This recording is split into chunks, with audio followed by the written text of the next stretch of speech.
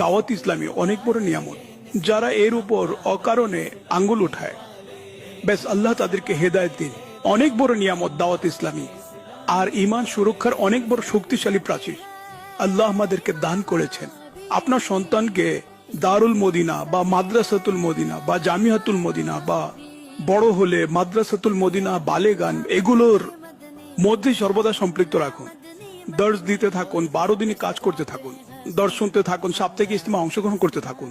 Madani মুযাকারা, Madani channel, শুধুমাত্র মাদানী চ্যানেলই ঘরে রাখুন। আপনার আকীদা পরিবর্তন হবে না ইনশাআল্লাহ।